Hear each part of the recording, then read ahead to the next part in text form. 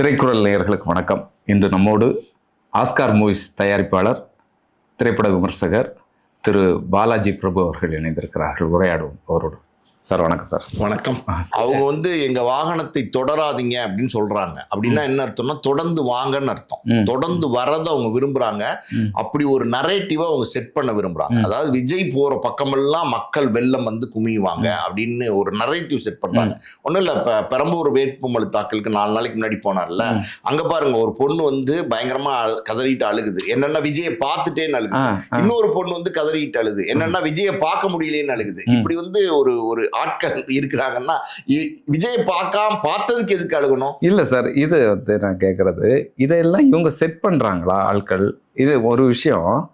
இதுல பெரம்பூர்ல ஒரு பொண்ணு பார்த்துட்டேன்னு அழுது, இன்னொன்று குளத்தூர்ல இன்னொரு பொண்ணு அழுது. பார்த்தீங்கன்னு சொன்னா இதே பொண்ணு தான் மறு வச்சுட்டு கண்ணாடி எல்லாம் மாட்டிட்டு வேற கெட்டப்ல இது பண்றான்னு சொல்லி சோசியல் மீடியால எல்லாம் இப்ப போட்டுட்டு இருக்கிறாங்க. அப்போ திட்டமிட்டு இப்படிப்பட்ட வீடியோக்கள்லாம் வரணும். பெண்கள் ரொம்ப புகழ்ந்து பேசணும். விஜய் அண்ணா தான் அடுத்ததுன்னு சொல்லணும். முதல்வர் அவர் தான் மாற்றத்தை கொண்டு வருவான்னு சொல்லணும். அப்போ இப்படி எல்லாம் ஜோடிச்சு திரைக்கதை வசனங்கள்லாம் எழுதி தான் இதெல்லாம் பண்றாங்களா? நிச்சயமா இது முழுக்க ஸ்கிரிப்டட் தான். நீங்க சொன்னீங்கல்ல, ஒரு பொண்ணு தான் இங்க பெரம்பூர்ல இருக்கு, அதே பொண்ணு தான் குளத்தூர்ல மறு எல்லாம் வச்சுட்டு வருது. அப்பனா இது எப்படி யாராவது மறு வச்சுட்டு வருவாங்களா? இப்போ பெரம்பூர்ல இருக்கிற அதே பொண்ணு குளத்தூருக்கு வந்திருக்குன்னு சொன்னா கூட அது ஒன்றும் தப்பு கிடையாது. ஆசையில வந்திருக்கலாம் நடிகன்னு பார்க்கணும்னு. அது மருவெல்லாம் வச்சுட்டு கண்ணாடி எல்லாம் போட்டு மார்வேஷத்துல வந்த மாதிரி தலையில ஒரு முக்காடெல்லாம் போட்டு வருது அப்படின்னா அப்ப நம்ம அது ஒரு செட் பண்றாங்க, நரேட்டிவ் செட் பண்றாங்க. அதே மாதிரி நீங்க ஆதவர்ஜுனா பாத்தீங்கன்னா வில்லிவாக்கத்துல ஒரு சாதாரணமான கூட்டம், அதுல ஒரு 300 பேர் கூட இல்ல. அது மேல ஏதோ ஒரு மேன்ஷன்ல சண்டையை போட்டு 2 பேர் இளைஞர்கள் பாட்டில தூக்கி போட்டுருக்காங்க. அது உடைஞ்சு தெரிச்சிருக்கு. ஏதோ ஒரு தாவேக்காவுடைய உறுப்பினர் மேல தெரிவிச்சிருக்கு, பெண் உறுப்பினர் மேல. அதுக்கு உடனே பாத்தீங்கன்னா அவர் பாத்தீங்கன்னா அவர் பேசுற பேச்செல்லாம் பயங்கரமா இருக்கு. நான் யார் தெரியுமா, நாங்க யார் தெரியுமா, நாங்க இறங்கினோம்னா என்ன ஆகும் தெரியுமா, நாங்க திருப்பி அடிச்சா என்ன ஆகும் தெரியுமா, அப்படிங்கிற மாதிரி ஒரு ஃபோர்ஸா மக்கள்கிட்ட ஒரு விஷயத்த சொல்லிட்டு உடனே பாத்தீங்கன்னா அடுத்த நரேட்டிவ் செட்டிங் போறாரு. என்ன அப்படின்னா, நான் 5 வயசுல எங்க அம்மாவை இழந்தவன் அப்படின்னு டக்குன்னு கண் கலங்கி அழுகிறாரு. கண்ணுல இருந்து தண்ணீர் குப்பு குப்புன்னு ஊத்துது. இந்த சாதிய வன்மத்தால எங்க அம்மா இறந்து போயிட்டாங்க தற்கொலை பண்ணின்னு சொல்றாரு. ஆக்சுவலி உண்மையே அது கிடையாது. அந்த திலகவதி ஐபிஎஸ் இருக்காங்க, அவங்க இவங்க அம்மாக்கு ஏதோ ரிலேஷன் தான், அக்கா அம்மா முறை போல. இவருக்கு அதாவது சித்தப்பா பொண்ணு திலகவதி ஐபிஎஸ் அவங்க சொல்லியிருக்காங்க. அதாவது பாத்தீங்கன்னா இது டொமஸ்டிக் வயலன்ஸ் சொல்லுவாங்கல்ல.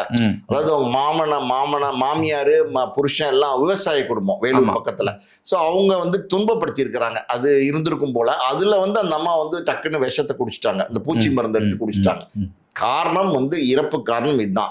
5 வயசு இருக்கும் போது இறந்து போனது உண்மைதான், அதுல ஒன்றும் சந்தேகம் கிடையாது. அது இவரை பெருசா பாதிச்சிருக்குங்கிறது உண்மைதான்.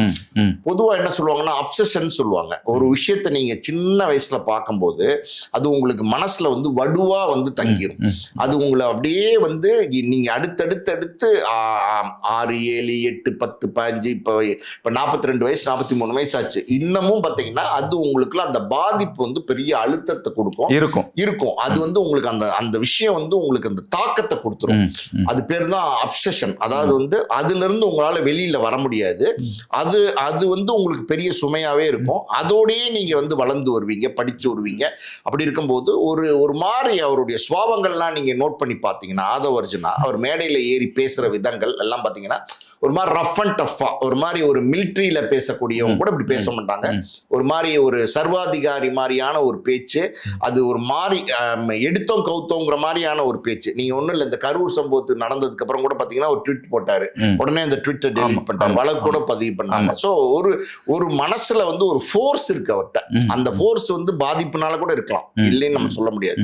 ஆனா அதுக்கப்புறம் பாத்தீங்கன்னா அவர் வருமானம் அவரா சம்பாரிச்சாரா, சுயமா வருமானம் சம்பாரிச்சாரா, அவர் கஷ்டப்பட்டாரா, அவரு முன்னுக்கு வந்தாரா அப்படின்னா அதுவும் கிடையாது. அவருக்கு அந்த மாதிரி ஒரு அடித்தளமா அவரா முன்னுக்கு வந்தவர் கிடையாது. மாமனார் அது மார்டின், அவர் லாட்ரி மார்டினுடைய பொண்ணை கல்யாணம் பண்றாரு. அது ஏதோ ஜிம்ல பாக்குறாங்க, காதல், அதுல கல்யாணத்துல முடிஞ்சிருதுன்னு வச்சுங்க.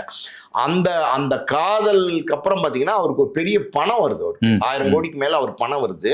அதை வச்சு அவர் வந்து தொழில் செய்ய ஆரம்பிக்கிறாரு. அதை வச்சு வந்து மாமனார் குடும்பத்தையே எதிர்க்கிறாரு. இப்ப மாமனார் குடும்பத்துல இருந்து அவருடைய மச்சனை இருக்கான் பாத்தீங்களா, ஜோஸ் மார்ட்டின் நினைக்கிறேன், அவரு என்ன சொல்லியிருக்காரு அப்படின்னா, இந்த மாதிரி வந்து இவரை பத்தி பேசியிருக்காரு ஒரு டிவி சேனல்ல. அதுல என்ன சொல்றாரு அப்படின்னா, இவர் வந்து அமைதிப்படை அமாவாசை கேரக்டர் இருக்காங்கல்ல, அது அப்படியே அமாவாசை கேரக்டர் சொல்லியிருக்காரு. இந்த வார்த்தையை பயன்படுத்தியிருக்காரு சார், நானா சொல்லல.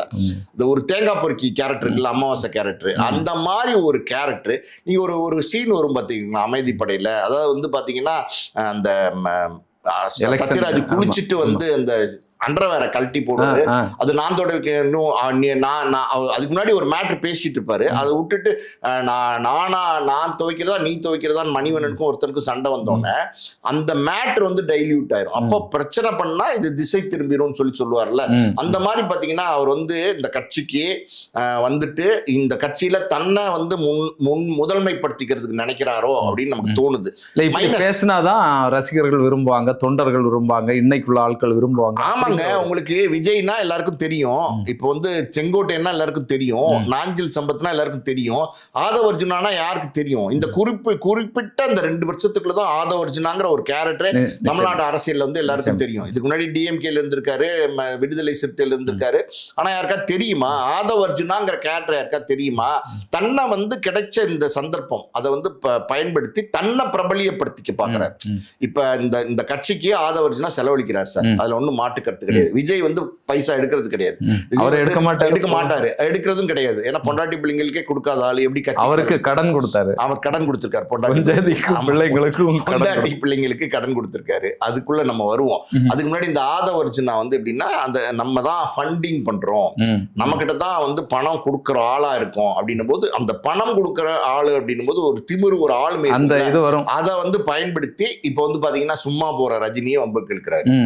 சும்மா போற ரஜினி தானே, ரஜினி எதுக்கு நீங்க வம்பலுக்கு இருக்கீங்க, நீங்க எது தேவையா உங்களுக்கு?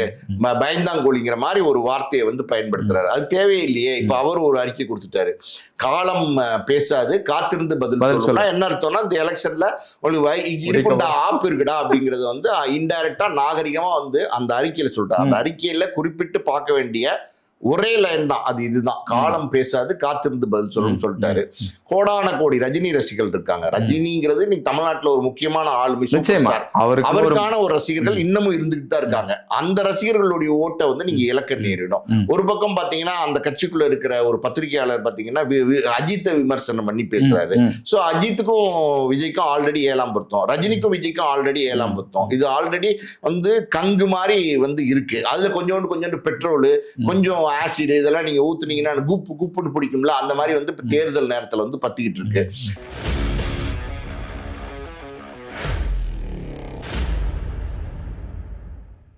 இந்த கூட்டத்துல அவர் அந்த வாகனத்தை ஓட்டிட்டு வரும்போதே ஏற்கனவே ஒரு பதட்டம் இருக்கும். இந்த கூட்டத்திலையும் பின்னால வந்த ஆதவ அர்ஜுனாவுடைய வாகனத்துல ஒரு போலீஸ்காரருக்கு விபத்தாயிருக்கு, கால் முறிந்திருக்கிறது அப்படின்னு சொல்கிறாங்க. அது மாதிரி 2-3 பெண்கள் வந்து இந்த கூட்டத்தில் மயங்கி விழுந்தாங்க அப்படின்னு சொல்கிறாங்க. அப்போ தொடர்ந்து இப்படிப்பட்ட விஷயங்கள் நடந்து கொண்டே இருக்கிறது. எதையும் கற்றுக்கலையா, இல்லைன்னா இவங்க இதை விரும்புகிறாங்களா, என்ன நடக்குது சார்? ரெண்டுமே கரெக்டு தான். எதையும் கற்றுக்கல, எதையும் கற்றுக்க விரும்பலை, இவங்க இதை விரும்பவும் செய்கிறாங்க. இந்த மாதிரி ஒரு க்ரௌடு, மாஸ் க்ரௌடு இருக்குது பார்த்தீங்களா. பொதுவாகவே பார்த்தீங்கன்னா திரையில பார்க்குற நடிகரை வந்து தரையில பார்க்கும்போது ஒரு சின்ன ஒரு ஆடியன்ஸ்க்கு ஒரு அட்ராக்ஷன் இருக்கும். ரசிகர்கள் வந்து எப்படியாவது பாத்திர மாட்டமா நினைப்பாங்க. நீங்க ஒரு விந்தியா, நீங்க வந்து நமிதா, இவங்களை கூட்டு போய் பிரச்சாரம் பண்ணி பாருங்களேன், பெரிய கூட்டம் வரும் பாக்குறதுக்காண்டி. ஐயோ பார்க்கலாம், இப்படி இருக்காங்க அப்படி இருக்காங்க, அவங்க கண் அப்படி இருக்கு.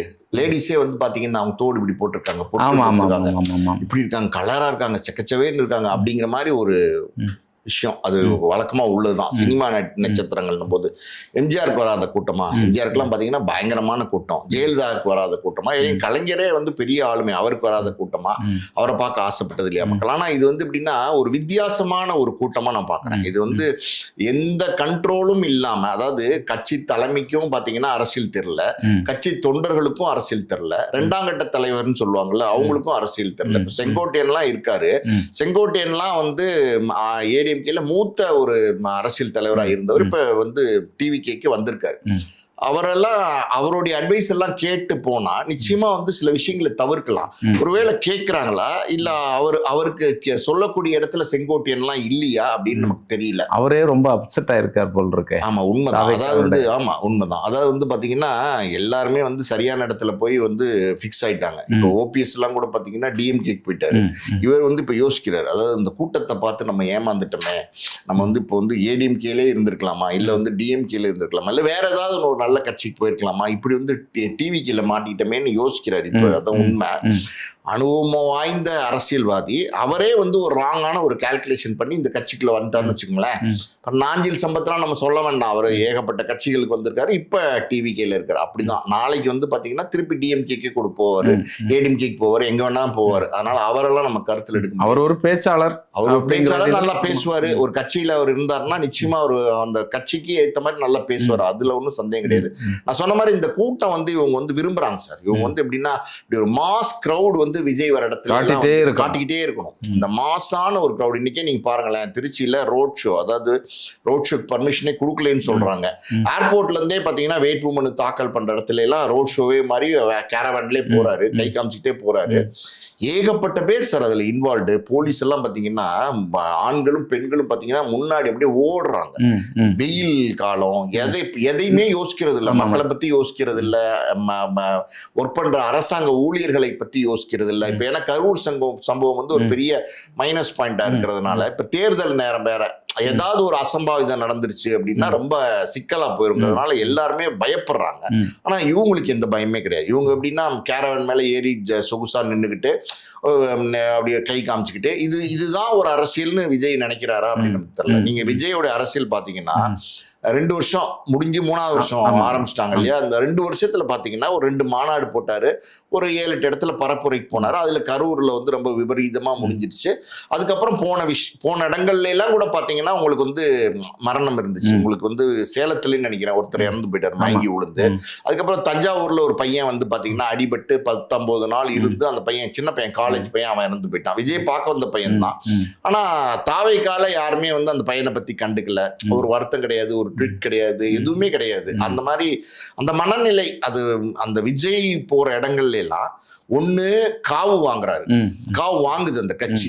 அந்த கட்சி எப்படிப்பட்ட கட்சி நமக்கு தெரியல. இப்ப எல்லாம் ஏற்கனவே இப்ப கரூர் சம்பவத்திலே நம்ம பார்த்தோம்னு சொன்னா, இந்த 41 நபர்கள் உயிரிழக்கிறதுக்கு முன்னால இந்த வாகனத்தை தொடர்ந்து வந்துட்டு இருக்கிறாங்க, அதிலே ஆக்சிடென்ட் ஆகுது.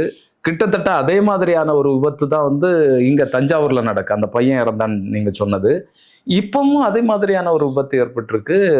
ஆதவ் அர்ஜுனா வந்து போலீஸ்காரர் மேலே ஏற்றிருக்கிறாரு.